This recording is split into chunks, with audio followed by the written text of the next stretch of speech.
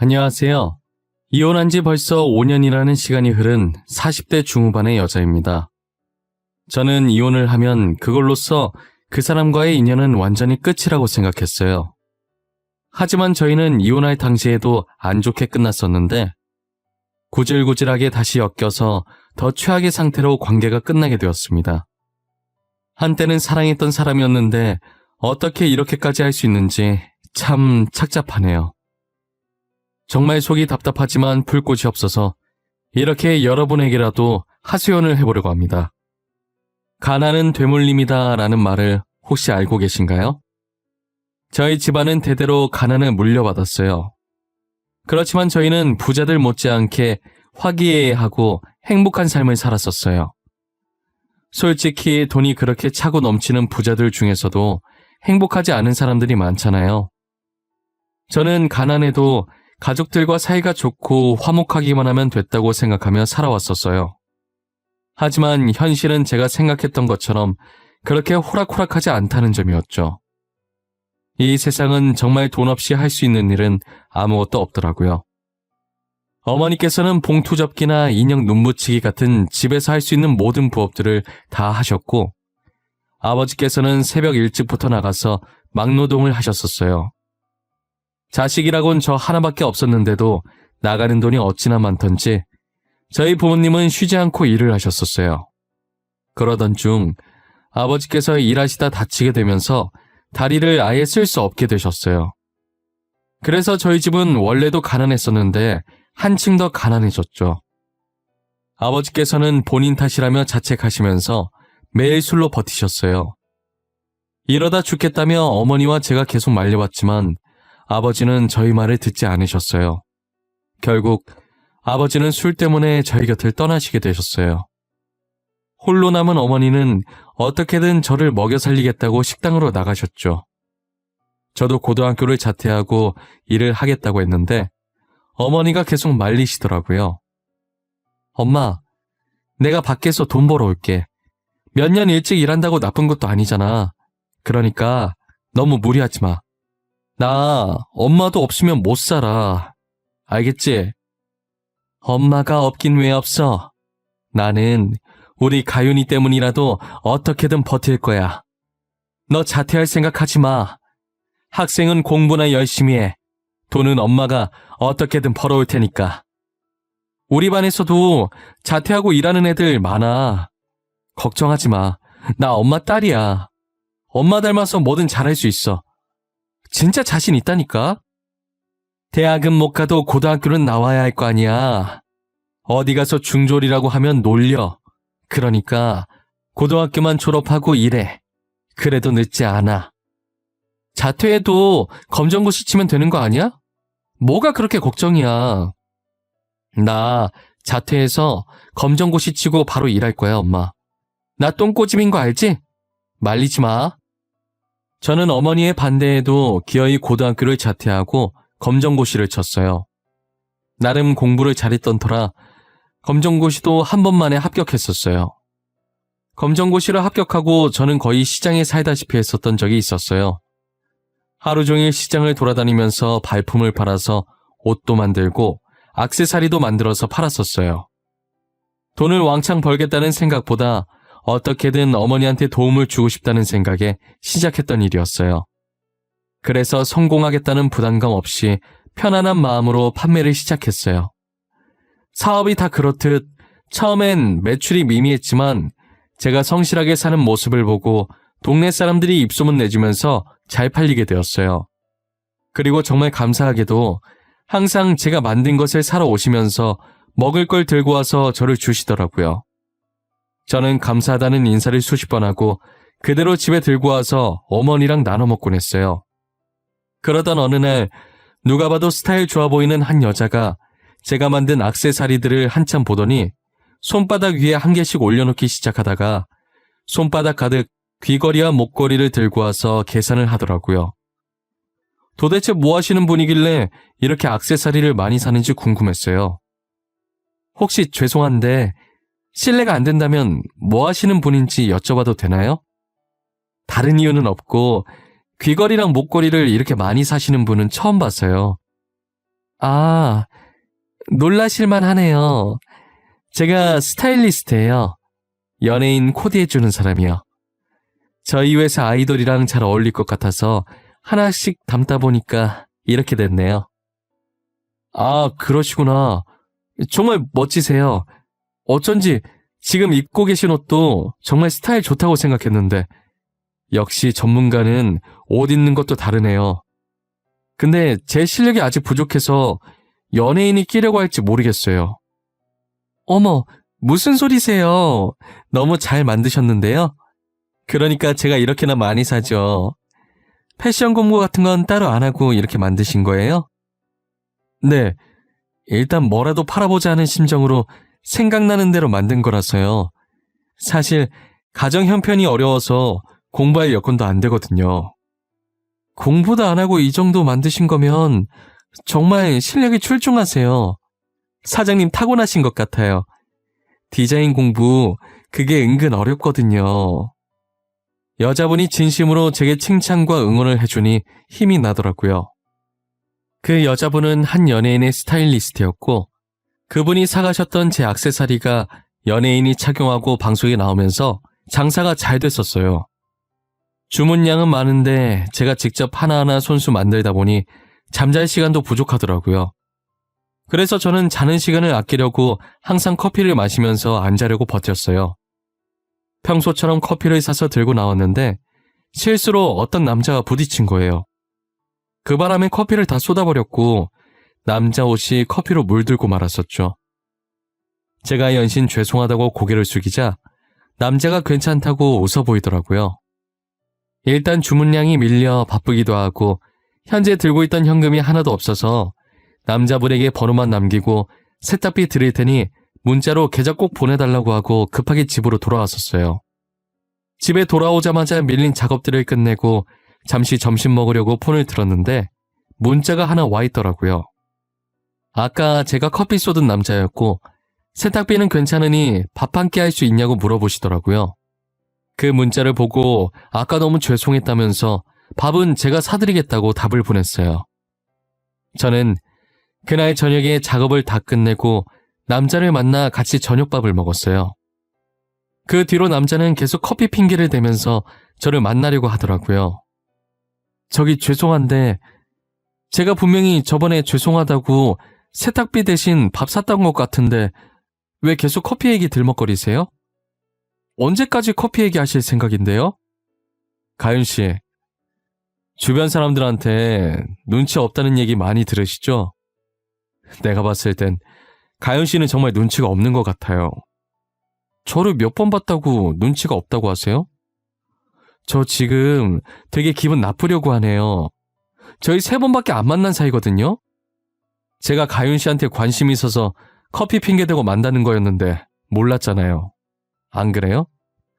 그러니까 눈치 없는 거 맞죠? 어떻게 모르지? 만나면 그렇게 티를 내는데. 네? 저를요? 저를 왜... 에이, 거짓말 치는 거죠. 이런 장난 치지 마요. 저 순간 진짜인 줄 알고 놀랬잖아요. 진짠데? 왜 안 믿지? 저 가윤 씨 처음 봤을 때부터 관심 있었어요. 그래서 그때 밥 먹자고 한 거였는데. 저는 먹고 살기 바빠서 결혼은커녕 연애 생각도 없었어요. 그런데 이 남자를 만나면 웃음 코드가 비슷해서 그런지 늘 재밌고 행복했어요. 하지만 제 처지에 무슨 연애를 하겠나 싶어서 남자를 밀어내려고 했는데 남자는 밀어낼수록 제게 더 다가오더라고요. 결국 연애를 시작하게 되었고 남자의 자상함에 빠져서 연애한 지 1년 반 만에 결혼을 했어요. 제 결혼 생활은 가난해도 행복했던 우리 집안처럼 별탈 없이 순탄할 줄만 알았어요. 하지만 제 사업이 잘 되면 잘 될수록 저와 남편의 사이는 조금씩 금이 가더라고요. 예전에 제 액세서리를 착용한 연예인이 정말 유명한 연예인들의 연예인이었던 사람이라 유명한 만큼 영향력도 정말 어마어마하더라고요. 다른 연예인들도 그 연예인을 따라 구매해서 꾸준히 제 제품이 방송에 나왔었어요. 저는 갈수록 치솟는 주문량에 집에서는 작업이 도저히 안 될 것 같아서 한 오피스텔을 임대하고 직원도 2명을 뽑아서 사업을 조금 확장했어요. 그리고 더 이상 수작업으로는 할 수 없는 물량이라 공장도 섭외해서 대량 생산을 하기 시작했죠. 이를 분배해서 하기 시작하니까 일처리가 확실히 빨라지더라고요. 물 들어올 때 놓줘야 한다는 말이 있듯이 각종 이벤트도 진행하면서 판매율을 더 올렸어요. 그렇게 계속 매출을 올려서 사업을 확장하다가 이젠 어엿한 제 회사까지 차리게 되었어요. 브랜드도 제 이름으로 상표 등록해놓고 제가 만들었던 모든 디자인들도 저작권 등록을 해놨어요. 제 사업이 성공할수록 남편은 점점 나태해지더니 이젠 아예 일을 안 하려고 하더라고요. 사업이라는 게 언제 무너질지 모르는 거라 저는 남편의 퇴사를 말렸어요. 하지만 남편은 제 말을 듣지 않고 자기 마음대로 회사를 그만뒀더라고요. 그리고 제가 벌어다 주는 돈으로 놀고 먹고 자기가 하고 싶은 거 다 하고 살았죠. 제 돈으로 호화호식 누리는 것도 모자라서 저 몰래 바람까지 피웠었어요. 항상 제가 늦게 집에 들어오니까 저 없을 때 상간녀를 집에 들였더라고요. 옷장에 있던 제 명품 옷에서 상간녀의 향수 냄새가 났었거든요. 가진 거 쥐뿔도 없으면서 제 돈과 제 물건으로 부자놀이 좀 한 것 같았어요. 거래 내역을 보니 상간녀한테 들어간 제 돈이 꽤나 많더라고요. 저는 사람을 시켜서 불륜 증거를 틈틈이 몰래 모으고 있었어요. 제가 바빠서 집에 늦게 들어오니까 그 둘의 데이트 장소는 거의 저희 집이었어요. 정말 누가 보면 상간녀가 집사람인 줄 알 정도로 제 집 드나들듯 자주 들락거렸죠. 그런데 끼리끼리 만난다는 말이 맞는지 여자도 남편이 있더라고요. 심지어 남편 집안에 돈도 많았는데 왜 저희 남편 같은 사람과 바람을 피는지 모르겠더라고요. 그렇다고 여자 집안이 좋은 것도 아니었어요. 둘 다 유부남 유부녀의 집안도 비슷하고 저보다는 그 둘이 더 잘 어울리겠더라고요. 그리고 제가 이혼을 결심한 날에도 상간녀를 저희 집으로 불러들였었죠. 이혼 서류를 놓고 가기 위해서 잠시 집에 들렀는데 안방에서 여자 웃음소리가 들리는 거예요. 소리가 들리자마자 방문을 벌컥 열었더니 상간녀는 제 집 마냥 익숙한 듯 안방을 활보하고 있었어요. 그것도 옷장에 걸려있던 제 옷을 걸친 채로요. 문이 열리는 소리에 남편과 상간녀는 제 쪽을 쳐다보더니 얼굴이 새하얘지더라고요. 여보, 그게 이거 오해야. 일단 내 말 좀 들어봐. 내가 다 설명해 줄게. 이게 어떻게 된 거냐면 말이야. 됐어. 나도 다 알고 있었거든. 이미 증거들도 많이 가지고 있고 더 이상 변명할 필요 없어. 오늘 이혼 소송 접수할 거야. 그러니까 이제 이 집에서 나가줄래? 여보, 잘못했어. 다신 안 그럴게. 내가 잠시 미쳤던 것 같아. 나 당신밖에 없어. 내가 사랑하는 사람은 당신뿐이야. 입에 발린 말 하지 말고 저 여자 데리고 나가. 어떻게 저런 여자랑 바람을 피냐? 자존심 상하게. 차라리 돈 많은 여자를 만나던가. 상간녀 소송했는데 위자료 받을 수 있을라나 몰라. 상간녀 소송이요? 안 돼요. 제발 소송 취하해주세요. 제가 이렇게 부탁드릴게요. 저희 가족 알면 진짜 기절해요. 한 번만 봐주세요. 네? 그러게. 남편도 있으신 분이 왜 그러셨어요? 처음부터 이럴 각오하고 바람 피신 거 아닌가?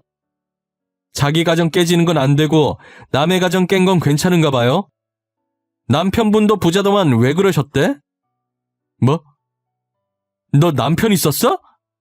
나한텐 아직 결혼 안 했다고 했잖아. 나보고 이혼하고 자기랑 결혼하자고 했던 언제고. 그걸 믿은 사람이 바보 아니야? 그리고 당신이 절대 들킬 일 없다며. 근데 이게 뭐야? 집사람이 증거 모을 동안에 당신은 뭐 했어? 너네 싸울 거면 밖에서 싸워. 어디서 잘했다고 큰 소리야? 당장 내 집에서 안 나가? 경찰 불러서 쫓아내기 전에 나가! 남편에게 나가라고 소리를 지르자 남편은 헐레벌떡 짐을 챙겨서 나갔어요. 그런데 제가 디자인 스케치해놓은 것들도 같이 들고 튀었더라고요. 저는 머릿속에 도안을 다 기억하고 있었기 때문에 스케치를 다시 시작했어요. 바로 출시할 건 아니고 겨울에 출시할 디자인이어서 잠시 서랍 안에 넣어두었어요. 그리고 겨울이 돼서 그때 그 디자인들과 다른 몇몇 디자인들을 함께 출시했어요. 판매를 시작하고 얼마 지나지 않아 제가 다른 사람 디자인을 표절했다는 기사가 났더라고요. 표절당했다는 기업이 입장문을 읽어보는데 같이 첨부된 사진이 제가 스케치한 거랑 똑같더라고요. 알고 보니 전 남편이 제 디자인을 가지고 그대로 만들어서 판매를 하고 있었어요. 상간녀도 이혼당하고 둘이 재혼을 해서 제 디자인으로 돈 벌려고 회사를 차렸더라고요. 지금 나랑 뭐 하자는 거야?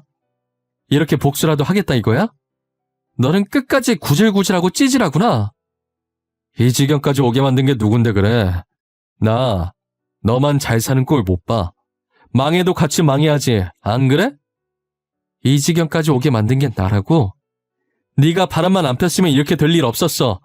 잘못은 지가 해놓고 어디서 나한테 책임 전가하는 거야? 너 지금 나한테 지라고 했냐?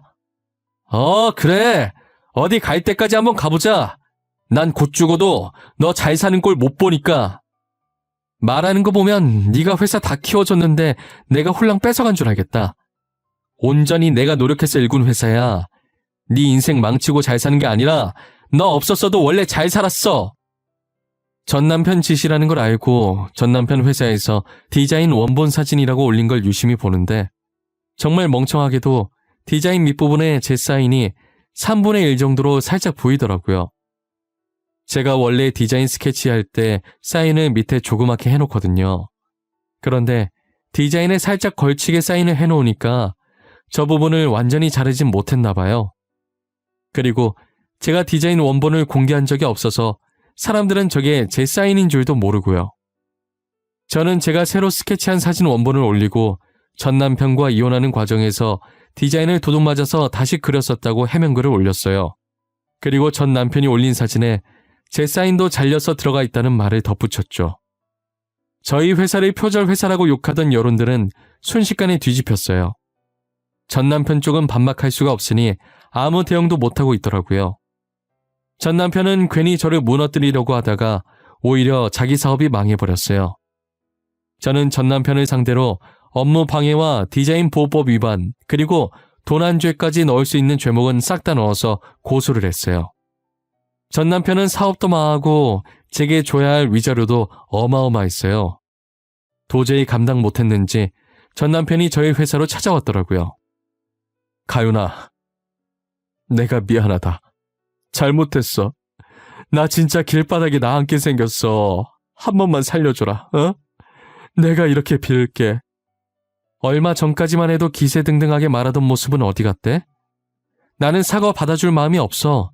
그러니까 다시 찾아오지 마. 그래도 우리가 같이 살아온 정이 있는데 어떻게 이렇게 매정할 수가 있어. 내가 잘못했다고 무릎까지 꿇고 빌잖아. 내가 매정하다고? 또 내 잘못으로 돌리는 거야? 그러면서 무슨 용서를 바라는 거야? 당신이 바람만 피지 않았어도 우리 이렇게까진 안 됐어. 일 안 하고 내 돈 쓴다고 뭐라 한 적도 없었잖아. 실수였어.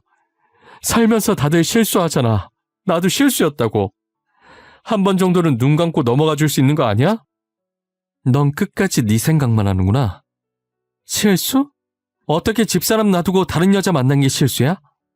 그건 실수가 아니라 고의야. 넌 실수 뜻을 모르니? 계속 같은 말만 하니까 이제 입 아프다. 그만하자. 계속 같은 말만 반복하는 전 남편을 보니 한숨만 나와서 남편을 두고 먼저 회사를 나왔어요.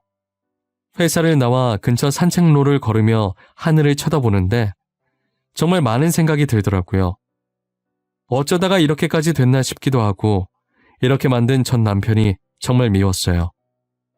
저는 시간이 지나도 절대 남편을 용서할 수 없을 것 같아요. 두 번 다시는 연애든 결혼이든 하지 않으려고 합니다. 남자들이 다 전 남편 같지 않다는 거 알고 있지만 그래도 아직은 거부감이 들어요. 그리고 최근 공기 좋은 곳으로 어머니 집을 새로 사드렸어요. 어머니께서 아이같이 너무 좋아하셔서 저까지 기분이 절로 좋아지더라고요. 저는 어머니가 늘 지금처럼 건강하게 저와 오래오래 사셨으면 좋겠어요. 건강이 최고라는 말이 거짓말이 아니에요. 그러니 여러분들도 늘 건강 챙기세요. 지금까지 제 글 읽어주셔서 감사합니다.